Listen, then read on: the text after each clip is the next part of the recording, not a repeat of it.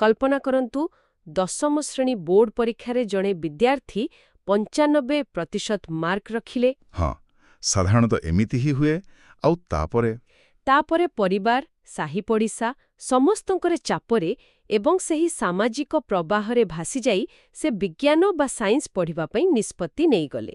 କାରଣ ଆମ ସମାଜରେ ଗୋଟିଏ ଅଲିଖିତ ନିୟମ ଅଛି ଯେ ଭଲ ମାର୍କ ମାନେ କେବଳ ସାଇନ୍ସ ହିଁ ପଢ଼ିବାକୁ ପଡ଼ିବ।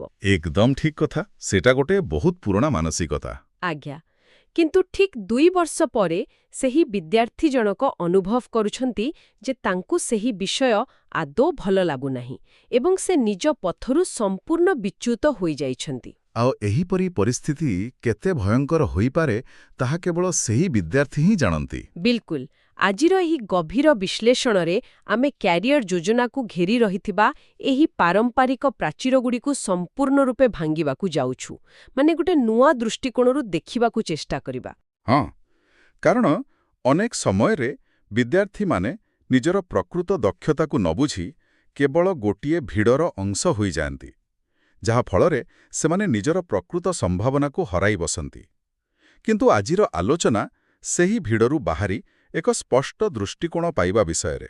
ଆଉ ସେଥିପାଇଁ ଆଜିର ଏହି ବିଶ୍ଳେଷଣର ମୁଖ୍ୟ ଲକ୍ଷ୍ୟ ହେଉଛି ଶିକ୍ଷାର ପ୍ରତ୍ୟେକ ବିଭାଗରେ, ଅର୍ଥାତ୍ ଆର୍ଟସ୍, ସାଇନ୍ସ, କମର୍ସ ଏବଂ ଧନ୍ଦାମୂଳକ ବିଭାଗରେ ଥିବା କ୍ୟାରିୟର ସୁଯୋଗଗୁଡ଼ିକୁ ଖୋଜି ବାହାର କରିବା, ଯାହାକି ଆଜିକାଲି ବହୁତ ଜରୁରୀ ହୋଇପଡ଼ିଛି। ହଁ, ଏଥିପାଇଁ ଆମେ ବହୁତଗୁଡ଼ିଏ ବିଶ୍ୱସନୀୟ ଉତ୍ସକୁ ଆଧାର କରିଛୁ, ଯେପରିକି ମ୍ୟାଗିଲ୍ ବିଶ୍ୱବିଦ୍ୟାଳୟର କ୍ୟାରିୟର ଯୋଜନା ନିୟମ, ଓଡ଼ିଶା ବୋର୍ଡର ଅର୍ଥାତ୍ 10ମ ଏବଂ ଦ୍ୱାଦଶର ନୂତନ ସିଲାବସ୍, ଦୀକ୍ଷା ଆକାଡେମୀର ତଥ୍ୟ, ଆଉ ତା ସହିତ ସିପ୍ସ ଓଡ଼ିଶାର କୋର୍ସ ଏବଂ ସାମ୍ସ ନାମଲେଖା ପ୍ରକ୍ରିୟା ପରି ଗୁରୁତ୍ୱପୂର୍ଣ୍ଣ ତଥ୍ୟ ମଧ୍ୟ ଆମେ ଏକାଠି କରିଛୁ। ଠିକ୍ ଅଛି, ଆସନ୍ତୁ ଏହାକୁ ଟିକେ ଖୋଲି ବିଶ୍ଳେଷଣ କରିବା। ଯେକୌଣସି ଶିକ୍ଷା ବିଭାଗ ବାଛିବା ପୂର୍ବରୁ ସବୁଠାରୁ ପ୍ରଥମ କାମ କ'ଣ ହେବା ଦରକାର? ଦେଖନ୍ତୁ, ଯେକୌଣସି ଶିକ୍ଷା ବିଭାଗ ବାଛିବା ପୂର୍ବରୁ ସବୁଠାରୁ ପ୍ରଥମ ଏବଂ କଠିନ ପଦକ୍ଷେପ ହେଉଛି ନିଜକୁ ପ୍ରଶ୍ନ କରିବା। ମ୍ୟାଗିଲ୍ ବିଶ୍ୱବିଦ୍ୟାଳୟର କ୍ୟାରିୟର ଗାଇଡ୍ ଅନୁଯାୟୀ ଏହାକୁ ଏକ ସେଲ୍ଫ ଆସେସମେଣ୍ଟ ବା ଆତ୍ମସମୀକ୍ଷା କୁହାଯାଏ। ଆଚ୍ଛା, ସେଲ୍ଫ ଆସେସମେଣ୍ଟ। ହଁ, ଏଥିରେ ମୁଖ୍ୟତଃ 4ଟି ଦିଗ ଉପରେ ଗୁରୁତ୍ୱ ଦିଆଯାଏ। ସେଗୁଡ଼ିକ ହେଲା ଆଗ୍ରହ ଓ ଅଭିଜ୍ଞତା, ଦକ୍ଷତା, ସଫଳତା ଏବଂ ମୂଲ୍ୟବୋଧ ବା ଭ୍ୟାଲ୍ୟୁଜ୍। ନା, ଗୋଟିଏ ମୁହୂର୍ତ୍ତ ଅଟକିବା ଏଠାରେ। ଏହି ଆତ୍ମସମୀକ୍ଷା ବା ନିଜକୁ ଚିହ୍ନିବା ଶବ୍ଦଟି ଶୁଣିବାକୁ ବହୁତ ଭଲ ଲାଗୁଛି ସତ, କିନ୍ତୁ ଅଧିକାଂଶ ପିଲା ତ ଭାବନ୍ତି ଯେ ସେମାନେ ନିଜକୁ ବେଶ୍ ଭଲ ଭାବେ ଜାଣିଛନ୍ତି। ଏହା କିପରି ଅଲଗା? ହଁ, ସେଇଟା ଗୋଟେ ସାଧାରଣ ଧାରଣା। ମୁଁ ଭାବୁଛି ଏହା କେବଳ ନିଜର ପସନ୍ଦ ନାପସନ୍ଦ ଜାଣିବା ବିଷୟରେ ନୁହେଁ, ବରଂ ଏହା ହେଉଛି ନିଜ ଭବିଷ୍ୟତ ପାଇଁ ଏକ ROI return on investment matrix ତିଆରି କରିବା। ନିଜର ସମୟ ଏବଂ ପରିଶ୍ରମ ବିନିଯୋଗ କରି ଜଣେ କ'ଣ ପାଇବେ ତାହାର ଏକ ହିସାବ କରିବା, ଠିକ୍ ନା? ଠିକ୍ ଧରିଛନ୍ତି। ଏହା କେବଳ ମୋତେ କ'ଣ ଭଲ ଲାଗେ ତାହାର ଏକ ସାଧାରଣ ତାଲିକା ବିଲକୁଲ ନୁହେଁ। ଉଦାହରଣ ସ୍ୱରୂପ ଦକ୍ଷତା ବା ସ୍କିଲ୍ସ କଥା ନିଆଯାଉ।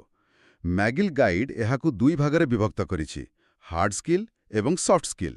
ହଁ, ଏହି 2ଟି ଶବ୍ଦ ଆଜିକାଲି ବହୁ ଶୁଣିବାକୁ ମିଳୁଛି। ଆଜ୍ଞା, ହାର୍ଡ ସ୍କିଲ୍ ହେଉଛି କମ୍ପ୍ୟୁଟର କୋଡିଂ କରିବା କିମ୍ବା ଆକାଉଣ୍ଟିଂରେ ବାଲାନ୍ସ ସିଟ୍ ମିଳାଇବା ପରି ବୈଷୟିକ ଜ୍ଞାନ। କିନ୍ତୁ ସଫ୍ଟ ସ୍କିଲ୍ ହେଉଛି ଯୋଗାଯୋଗ, ନେତୃତ୍ୱ ନେବା ବା ଦଳଗତ ମନୋଭାବ ରଖିବା। କିନ୍ତୁ ଏଠାରେ ମୋର ଗୋଟେ ବଡ଼ ପ୍ରଶ୍ନ ଅଛି।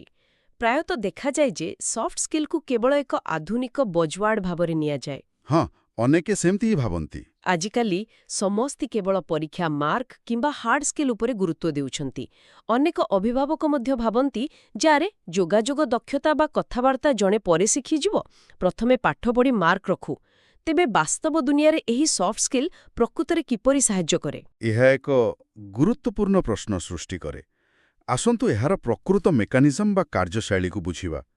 ହାର୍ଡ ସ୍କିଲ୍ ବା ଆପଣଙ୍କର ପରୀକ୍ଷା ମାର୍କ କେବଳ ଗୋଟିଏ ବନ୍ଦ କବାଟକୁ ଖୋଲିବାରେ ସାହାଯ୍ୟ କରେ। ପ୍ରଥମ ସୁଯୋଗ ଦିଏ। ଆଜ୍ଞା, ଅର୍ଥାତ୍ ଏହା ଆପଣଙ୍କୁ ଚାକିରି ଇଣ୍ଟରଭ୍ୟୁ ପର୍ଯ୍ୟନ୍ତ ନେଇଯିବ। କିନ୍ତୁ ଥରେ ଚାକିରି ପାଇଗଲା ପରେ ଆପଣ କେତେ ଶୀଘ୍ର ପ୍ରମୋସନ୍ ପାଇବେ, କ୍ଲାଏଣ୍ଟମାନଙ୍କୁ କିପରି ସମ୍ଭାଳିବେ, ମାଇବାସ୍ କିମ୍ବା ସଙ୍କଟ ସମୟରେ ନିଜ ଟିମ୍କୁ କିପରି ପରିଚାଳନା କରିବେ, ସେଇଟା। ବିଲକୁଲ, ସେସବୁ ସମ୍ପୂର୍ଣ୍ଣ ଭାବରେ ସଫ୍ଟ ସ୍କିଲ୍ ଉପରେ ହିଁ ନିର୍ଭର କରେ।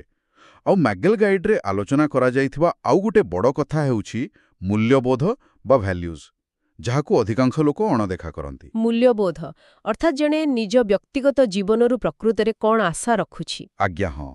ଧରନ୍ତୁ ଜଣେ ଛାତ୍ରଙ୍କର ଲକ୍ଷ୍ୟ ହେଉଛି ବହୁତ ଅଧିକ ଟଙ୍କା ରୋଜଗାର କରିବା, କିନ୍ତୁ ତାଙ୍କର ମୂଲ୍ୟବୋଧ କହୁଛି ଯେ ତାଙ୍କୁ ଆର୍ଥିକ ସ୍ଥିରତା ସହ ସନ୍ଧ୍ୟା 6ଟା ପରେ ନିଜ ପରିବାର ସହ ସମୟ କାଟିବାକୁ ପସନ୍ଦ।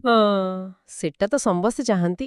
କିନ୍ତୁ ଯଦି ସେ ଏକ ଇନଭେଷ୍ଟମେଣ୍ଟ ବ୍ୟାଙ୍କର ହୋଇଯାଆନ୍ତି, ଯେଉଁଠି ଦିନକୁ 14 ଘଣ୍ଟା କାମ କରିବାକୁ ପଡ଼େ, ତେବେ ସେ ପ୍ରଚୁର ଅର୍ଥ କମାଇବେ ସତ, କିନ୍ତୁ ମାନସିକ ଶାନ୍ତି ଆଦୌ ପାଇବେ ନାହିଁ, କାରଣ ତାଙ୍କର କ୍ୟାରିୟର ଏବଂ ତାଙ୍କର ମୂଲ୍ୟବୋଧ ମଧ୍ୟରେ କୌଣସି ତାଳମେଳ ରହୁନାହିଁ।